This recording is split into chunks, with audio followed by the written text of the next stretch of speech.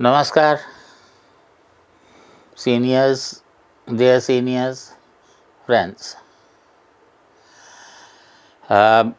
ये जो 3 दिन जो सेमिनार रहा, मुझे नहीं लगता कि any 3 days in continuity have been that fruitful.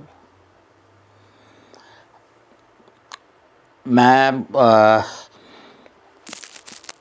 एक लेक्चर सुन रहा था एक बहुत बड़े फिलोसोफर का, और उनका ये कहना था कि 19th and 20th centuries produced giants in social scientists, in all the social sciences. But 21st century has produced the crowds of pygmies and dwarfs. अगर अपने बारे में कहूँ तो मुझे तो इन 3 दिन में यही लगा। मेरी इंडिजिनस नॉलेज के बारे में मेरा इंटरेस्ट नहीं के बराबर सा कहा जाए तो। डॉक्टर अशोक प्रधान हैं, पंडित रविशंकर शुक्ला यूनिवर्सिटी में हेड जो हैं एंथ्रो के, उनके साथ 2-1 बार मैं गया हूँ। जशपुर की तरफ रास्ते में एक जगह आती है बागीचा। अब उनका बहुत ज़्यादा इंटरेस्ट था उसमें, है अब भी, क्योंकि वो नायक साहब के साथ रहे और नायक साहब तो एक्सपर्ट हैं उस मामले में। पर इसको देख करके 3 दिन में जो है, अब मुझे लगता है कि जितना फ़ायदा मुझे हुआ है किसी को भी नहीं हुआ होगा। कई सारी अचीवमेंट्स हैं, but I have always played the role of devil's advocate. हमेशा ही मैं कह सकता हूँ क्योंकि मैं तो बाहरी आदमी हूँ, मैं कह सकता हूँ क्योंकि मैं हायरार्की में नहीं हूँ। बहुत सारे लोग सोचते हैं कहना चाहिए। सबसे पहले तो प्रोफेसर बेहरा को बधाई देना चाहूँगा मैं किस का वाइस चांसलर बनने पे। लेकिन फोरम ने कई पुराने वाइस चांसलर का अपने वो खैर मकदम किया पहले। मेरा ये मानना ये है कि जो स्टेटस है ठीक है, इम्पॉर्टेंट होता होगा, पर उस पे रहते हुए आपने क्या किया है सब्जेक्ट के लिए या ह्यूमैनिटी के लिए, वो जानना ज़्यादा ज़रूरी है। जैसे पीसी को तो आप डे टू डे ही देख रहे हैं, the kind of work he has done in this few months. मुझे नहीं लगता कि लोग 4 साल 5 साल 2-2 बार 3-3 बार रह के भी करते हैं। हालांकि प्रोफेसर बेहरा का तो वैसे भी कंट्रीब्यूशन है और कटआउट टास्क है सीधा वर्ल्ड कॉन्फ्रेंस का। पर फिर भी आगे से जब भी आप वीसीज को बुलाएं तो उनकी उपलब्धि जो है एज वीसी भी बताने की कोशिश करें, मेरा ये मानना है। कल जो है कोई बहुत अच्छा नहीं था, आज तो बहुत ही ज़्यादा अच्छा था। गीतांजलि मैम ने जो कुछ भी बताया, हालांकि कुछ ही था वो, उसके बाद जो है फिर मैंने उनकी प्रोफाइल पे गया वांगचुक सर के साथ। मुझे अपने दिन भी याद आ गए कि कैसे हमने शुरू किया था पिथौरागढ़ में। 3 साल उन लोगों के बीच रहने के बाद भी जब हम काम करने लगे तो हम अजनबी थे उनके लिए। कॉन्फिडेंस जनरेट करना बहुत ज़रूरी था। So we started with the awareness generation programme drinking water का। फिर हमने खड़ंजे बनाए, टॉयलेट्स बनाए जैसे इन लोगों ने बनाए, ड्रिंकिंग वाटर का इंतज़ाम किया, इनकम जनरेशन प्रोग्राम किया विमेन के लिए। वो सारी बातें मैं सोच रहा था लास्ट में करूँगा, लेकिन गीतांजलि मैम का आज देख करके मुझे लगता है कि मैं अगली बार ही उसको शुरू कर दूँगा, इस बार नहीं, क्योंकि मेरा चीफ फंक्शनरी भी मेरे साथ होना चाहिए। मैं चाहूँगा कि वो मेरे साथ हों। कल जो है जो बात बहुत अखरी, और पहले भी एक बार अखरी थी। एक वेबिनार हुआ था EFCS की तरफ से तो एक साहब थे, उन्होंने उत्तराखंड के हाई एल्टीट्यूड एरियाज़ की जड़ी बूटियों के बारे में लंबी चौड़ी किस्त बताई। उन्होंने ये भी बता दिया उत्तराखंड में 130+ ट्राइब्स हैं। मेरी तो नॉलेज बढ़ गई उससे, जो थे उस वेबिनार में वो जानते हैं। मैंने वो पूछा कि अच्छा ये जड़ी बूटियाँ कहाँ थी? कहते ये गांव के बाहर। मैं कभी कौन कौन से गांव के बाहर?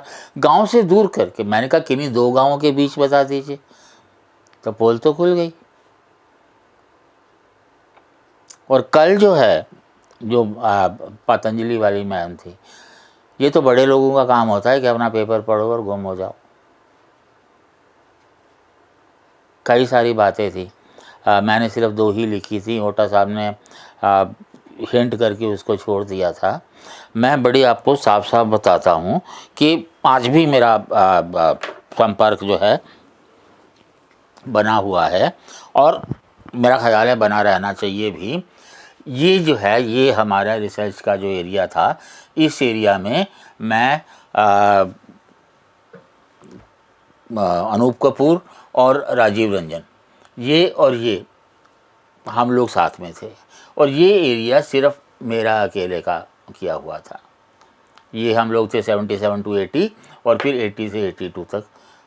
इधर ये माना है, ये नीति है, इधर ऊपर जा कर के नीति है, इधर माना है, और इधर जो है आपके उत्तरकाशी से भागीरथी और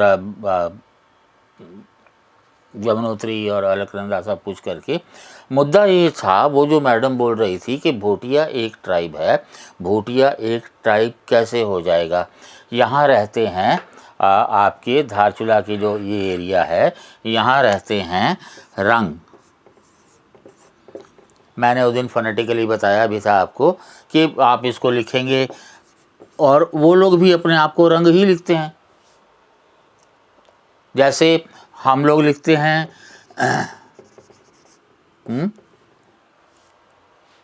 असल में तो ये होना चाहिए इस तरह, ये भी होना चाहिए।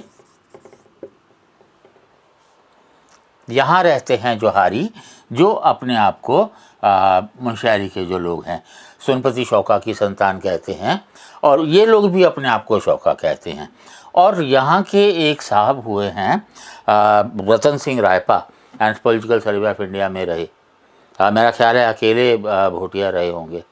रंग जो है, ज्योग्राफी बैकग्राउंड था उनका। यहाँ एक साहब थे गरब्याल साहब, जिन्होंने 1952 में रविन्द्रनाथ ठाकुर के वहाँ जा कर के MA किया था। ये लोग जो हैं मुनस्यारी में, एक नैन सिंह रावत थे, जिन्होंने 19वीं सेंचुरी में तिब्बत पैदल चल के नापा था और नक्शा बनाया था, और आज भी वो नक्शा वैलिड है। यहाँ एक साहब और थे राम सिंह पांगती, जिन्होंने 18 मतलब समथिंग से पूरी की पूरी फैमिली हिस्ट्री बनानी शुरू कर दी थी यहाँ के जो जोहारी लोग जो हैं उनकी। तो ये जो हैं, ये एक नहीं हैं, ये दोनों अलग अलग हैं, और ये भी 3 वैलीज़ में हैं। ये जो है, ये ब्यास का एरिया है। ये कल एक साहब का मुझे फ़ोन आया, बड़ा अच्छा लगा। बुद्धि गांव है यहाँ पे, कुटी है, गरब्यांग है, और 2 गांव यहाँ पर हैं बॉर्डर के उस तरफ, टिंकर और शांगरू भोटिया लोगों के।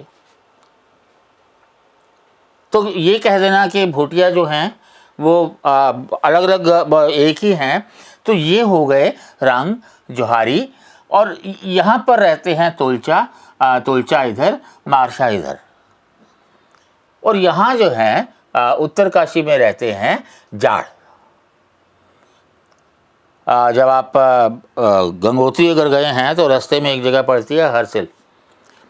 हरसिल, अणिया, बगोरी, अणिया का बाज़ार है, बगोरी गांव है। I think largest village of Bhotia जो है, जाड़ रहते हैं वहाँ पे। तो ये 5 अलग अलग एंडोगामस ग्रुप्स हैं, तो 5 अलग अलग कम्युनिटीज़ हो गई। और फिर वो जो राजीस को जो है वन गुजर कहते हैं। वन गुजर की पॉपुलेशन तो इज मोर देन 1 लाख। और ये यहाँ जो रहते हैं धारचूला के रास्ते में आप कह लो, कई सारी जगह है वहाँ पर रहते हैं। 350 के करीब पॉपुलेशन होगी कुल। प्रोफेसर तिवारी ने भी स्टडी किया था उनको 1950s में, हमने भी स्टडी किया उनको 1970s में। और उसको वन रावत को वन गुजर कह देना और फिर पेपर भी पढ़ देना ठोक के दबा के, मुझे नहीं लगता ऐसे। वो तो विज्ञापन करने आई थी पतंजलि का। लेकिन इधर जो है गीतांजलि, मतलब hats off to her, that is anthropology, you can say my type of anthropology, जो हम अगली बार उसकी बात करेंगे। लेकिन जो असली मुद्दा जो ललित भाई ने भी कल उठाया था और मैंने भी उठाया, वो था कि ये जितने भी लोग हैं वहाँ एंथ्रोपोलॉजी, मेरे को इतना खुश हो रहा था मैं कल परसों और आज। मैंने आपको बताया कि पिग्मीज नहीं हैं हम, मतलब मुझे छोड़ करके, लेकिन इतनी नॉलेज का क्या कर रहे हैं हम लोग, आप मुझे बताएगा कोई? बचपन में I was in my early teens, तो मैंने कुछ मालगाड़ियाँ देखी थी जिस पे लिखा हुआ था for nations wealth employ geologist. कोई नहीं पूछता था उससे पहले जियोलॉजिस्ट को। एंथ्रोपोलॉजिस्ट ने कभी सोचा है इस तरह से पॉपुलराइज करने का एंथ्रोपोलॉजी को? एक सुझाव मैं और दूंगा, पिछली बार मैंने एक सुझाव दिया था। अब करीब करीब काफ़ी टाइम हो गया है, मैं देख रहा हूँ बहुत सारे एक्टिव लोग हैं और ज़्यादातर नहीं भी हैं। कुछ लोग ऐसे हैं जो बस हैं मेंबर्स, या फिर वो खाली स्पेस बढ़ाते रहते हैं जो मुझे डिलीट करने पड़ते हैं, हम सबको डिलीट करने पड़ते हैं। एक सुझाव मेरा क्या है कि जितने भी एक्टिव लोग हैं हमारे एग्जीक्यूटिव में, वो और जितने लोग 40s और 50s में हैं उनके साथ को जोड़ करके आप एक बड़ा ग्रुप बनाएं और फिर अलग अलग कम्युनिटीज़ बनाएं, उसमें अलग अलग ऑब्जेक्टिव्स के लिए मेन लीड उनको दें। जो यंग एंथ्रोपोलॉजिस्ट का जो सेमिनार हुआ था, मैं तो बहुत प्रभावित हुआ था। और 65 से ऊपर के या 60 से ऊपर के भी, मेरे जैसे भी, सबको मार्गदर्शक मंडल में डाल दिया जाए और जिसकी जब ज़रूरत हो उसका इस्तेमाल किया जाए। बुरा लगेगा कईयों को, पर सीधी सी बात यह है कि अगर आपने सब्जेक्ट से लिया है तो सब्जेक्ट को आपको देना है, नहीं देना तो फिर आप खड़े रहिए बाहर। This is the time when मैं आप ये नहीं आपसे पूछूंगा कि हम लोग 30 साल 40 साल 50 साल जो हैं किसी पोस्ट पे रहे तो हमारा क्या कंट्रीब्यूशन है एंथ्रोपोलॉजी के स्प्रेड करने में। रिसर्च पेपर्स की बात तो मैं बिल्कुल नहीं करूँगा। लेकिन अब जो है, जब हम समझ रहे हैं हमारे पास एक फोरम है, जब हम समझ रहे हैं कि हमारे पास जो है वर्ल्ड कॉन्फ्रेंस तक कम से कम ऐसी कुछ प्लानिंग की जाए कि तहलका मच जाए, पूरे हिंदुस्तान में एंथ्रोपोलॉजी की एप्लीकेशंस की जो है वो बल्ले बल्ले हो जाए। बहुत टाइम है हमारे पास। हम लोग वर्किंग ग्रुप्स अलग अलग बना के भी काम कर सकते हैं, हम लोग अलग अलग से भी काम कर सकते हैं, बहुत कुछ किया जा सकता है। अगली बार जो है, हालांकि मैं बहुत संकुचाता हूँ अपने बारे में बताने में, पर शुरुआत करूँगा मैं कि किस तरह से जो है हम लोगों ने उत्तराखंड में शुरू किया। पर वो हमारी पूरी एनजीओ थी, हमारे पवन राणा जो हैं वो चीफ फंक्शनरी थे उसमें। 30 साल की बातें जो हैं वो 30 मिनट में तो नहीं हो पाएंगी। और फिर उसके पिछले 6-7 साल से जो मैं अकेला ही बिरहोर के बीच जो मैं कोशिश कर रहा हूँ कि उनको मकान बनाने का अधिकार है, ज़मीन का, खेत का अधिकार है, कुल मिलाकर के जो लैंड उनको अलॉट हुई है पहले वो दिलवाई जाए, थोड़ा बहुत कामयाब हुआ हूँ मैं, और फिर जो नहीं अलॉट हुई है उसके लिए कोशिश की जाए। बात लंबी होने वाली है अगली बार से। नमस्कार।